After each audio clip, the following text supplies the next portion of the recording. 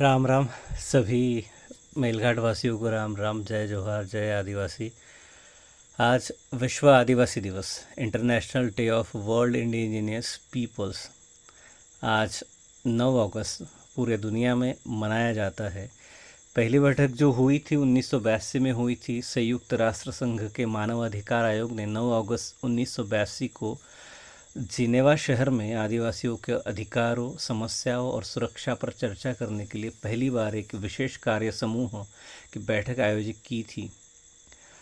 और इस बैठक में दुनिया भर के आदिवासी के योगदान, उनकी अनूठी संस्कृति, भाषा, परंपराओं और अधिकारों की रक्षा के लिए संयुक्त राष्ट्र महासभा 23 दिसंबर 1994 को एक प्रस्ताव के जरिए हर साल 9 अगस्त को विश्व आदिवासी दिवस के रूप में मनाने की घोषणा की।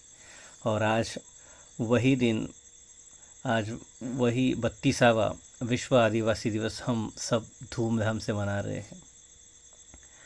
और आज हमारे भारत देश के संविधान ने भी आदिवासी समुदाय के लिए बहुत कुछ दिया है। संविधान ने हमारे देश के हम आदिवासी समुदाय को क्या दिया है, ये समझना बहुत ज़रूरी है। भारत देश में एक व्यक्ति का कार्य बहुत बड़ा है और उस व्यक्ति की वजह से सही मायनों से इंसान को इंसान के रूप में जीने का अधिकार मिला। वे है भारतीय संविधान के निर्माता, विश्व रत्न, भारत रत्न डॉक्टर बाबा साहब अम्बेडकर। उनको भी आज याद किया जाना चाहिए। उसके साथ ही हमारे आद्य क्रांतिकारक बिरसा मुंडा, टंट्या मामा, रेंगा कोरकू, ऐसे सारे हमारे मूल आदिवासी बंधु क्रांतिकारक, इनको भी आज याद किया जाना चाहिए। डॉक्टर बाबा साहेब अम्बेडकर का इतना बड़ा योगदान है। यह सब करते समय बाबा साहेब को भारी कठिनाइयों का सामना करना पड़ा। संविधान निर्माण के दौरान संविधान सभा में जयपाल सिंह मुंडा ने बाबा साहेब की बहुत बड़ी मदद की थी। इसलिए बाबा साहेब के साथ जयपाल सिंह मुंडा के योगदान को भी हम नहीं भूल सकते।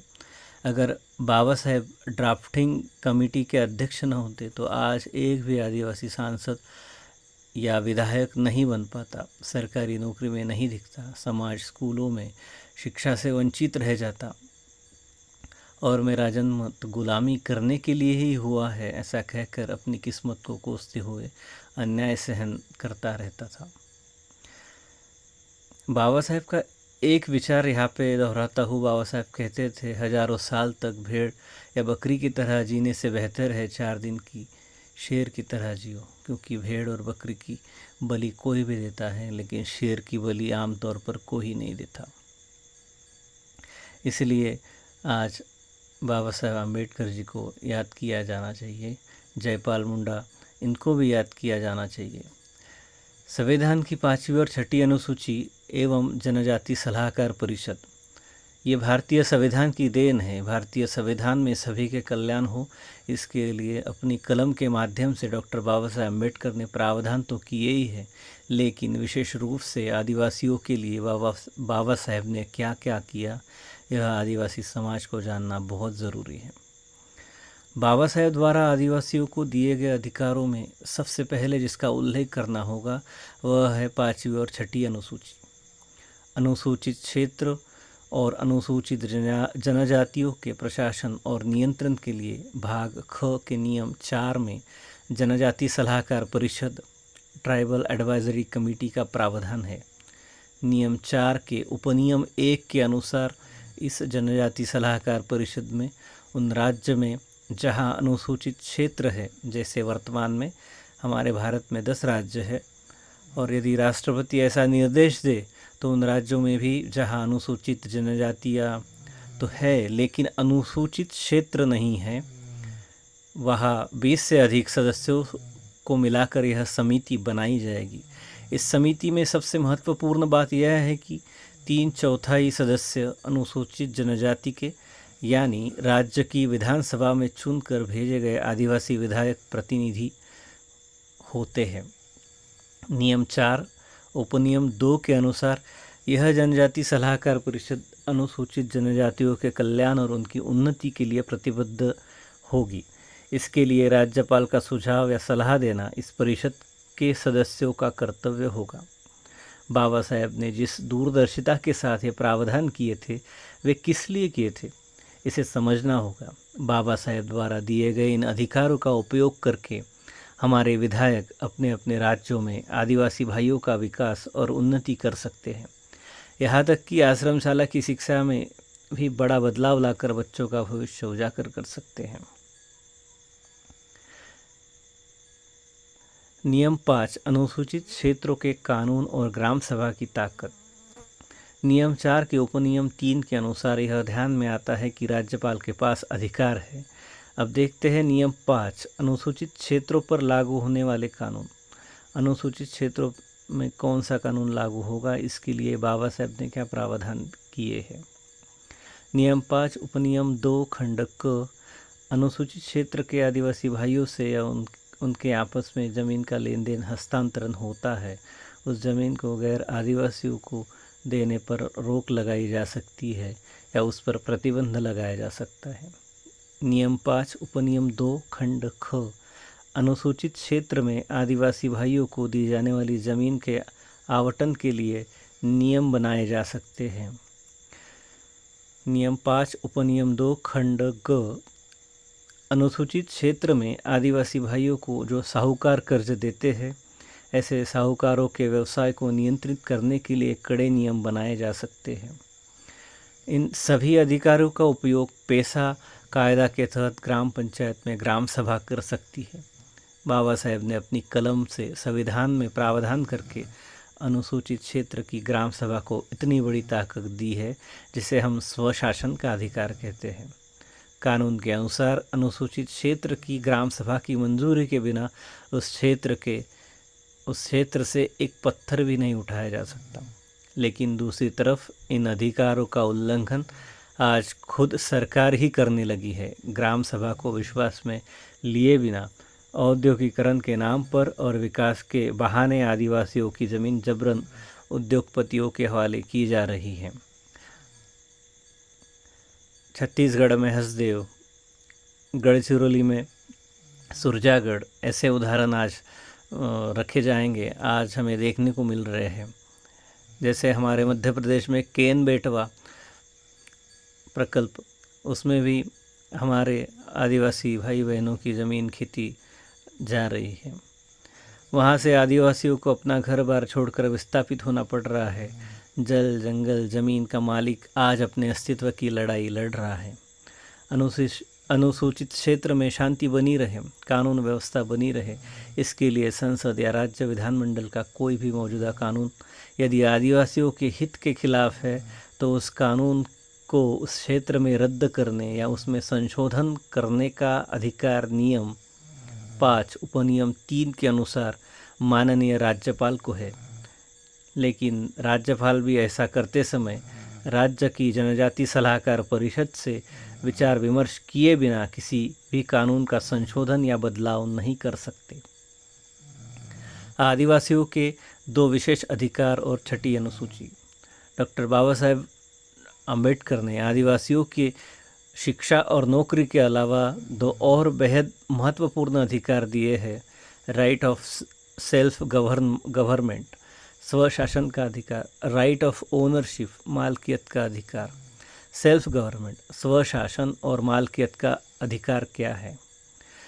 आदिवासियों की ज़मीन गैर आदिवासियों को नहीं दी जा सकती। अगर किसी मजबूरी के कारण देनी भी पड़े तो सबसे पहले ग्राम सभा का प्रस्ताव और जिलाधिकारी कलेक्टर की अनुमति अनिवार्य है।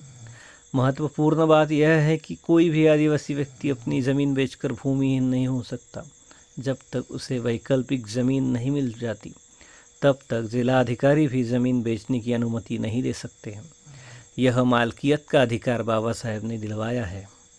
इसके अलावा आदिवासियों की ज़मीन के नीचे अगर लोहा खनिज या कोई भी अन्य खनिज संपदा है और वह सरकार या किसी गैर आदिवासी को चाहिए तो सबसे पहले उस गांव की ग्राम सभा की अनुमति लेना अनिवार्य है। छठी अनुसूची 6 शेड्यूल, छठी अनुसूची असम, मेघालय, त्रिपुरा और मिजोरम राज्य के आदिवासी भाइयों के लिए है। पांचवी अनुसूची की तुलना में छठी अनुसूची ज़्यादा शक्तिशाली स्ट्रांग है, क्योंकि वहाँ स्वायत्त जिला परिषदें ऑटोनॉमस डिस्ट्रिक्ट काउंसिल है। छठी अनुसूची के अनुसार किसी कंपनी को वहाँ अपना सामान बेचना है या नहीं, इसका निर्णय डिस्ट्रिक्ट एडवाइजरी कमेटी लेती है और उन्हें उस पर टैक्स लगाने का भी अधिकार होता है। Uranium, plutonium, iron, bauxite, tungsten ये खनिज द्रव्य को छोड़कर अन्य खनिज पदार्थों पर आदिवासियों का ही अधिकार रहेगा, ऐसा बाबा साहेब ने संविधान में दर्ज किया है। अनुच्छेद 275, 330, 332 और सुप्रीम कोर्ट का फैसला, समता फैसला। किसी अन्य जाति के लिए बजट में सीधे तौर पर पैसा रिजर्व नहीं रखा जाता, लेकिन आदिवासियों के लिए बजट में फंड सुरक्षित रखा ही जाना चाहिए। इसके लिए भारतीय संविधान के अनुच्छेद 275, आर्टिकल 275 बाबा साहेब ने प्रावधान किए हैं। साल 1957 में भारत सरकार ने स्वीकार किया कि आदिवासी भारत के मूल निवासी है।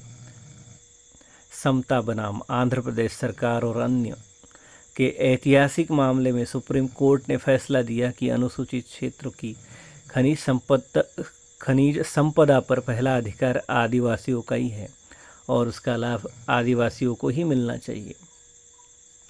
राजनीतिक आरक्षण की बात करें तो अनुच्छेद 330, आर्टिकल 330 लोकसभा में अनुसूचित जाति के लिए 77 सीटें और आदिवासियों के लिए 42 सीटें आरक्षित है।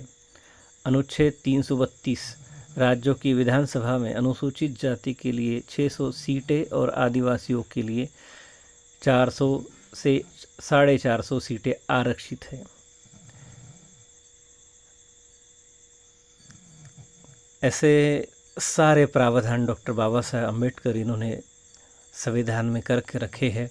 उसके लिए डॉक्टर जयपाल मुंडा, जो हार्वर्ड से पढ़े लिखे हमारे देश के एक आदिवासी युवा थे, उन्होंने भी डॉक्टर बाबा साहेब अम्बेडकर को बहुत सहकार्य किया है। इसीलिए बाबा साहेब का एक महत्वपूर्ण एक वाक्य है, वो कहते थे, ना मुझे भय है कुछ खोने का, ना मुझे लालच है कुछ पाने का, लक्ष्य तो मेरा एक ही है, मेरे सोए हुए समाज को जगाने का। इसलिए हम सभी का लक्ष्य भी यही होना चाहिए, संघर्ष की मशाल जलाकर जिन जिन महापुरुषों ने इस देश में वंचितों और आदिवासियों को नई चेतना, नई ऊर्जा, नए विचार दिए हैं, उन सभी महापुरुषों को नमन करते हुए आज का 32वां जागतिक विश्व आदिवासी दिवस आज हम बहुत बड़ी धूमधाम से, बड़ी अच्छी तरीके से मना रहे हैं। ये इस देश के संविधान की ताकत है, क्योंकि आज संविधान बदलने की बातें कुछ लोग, कुछ समाज कर रहे हैं। आज उनके लिए विश्व आदिवासी दिवस का यही एक संदेश है। डॉक्टर बाबा साहेब अम्बेडकर की जय, हमारे भारत देश के संविधान की जय। जय हिंद, जय भारत।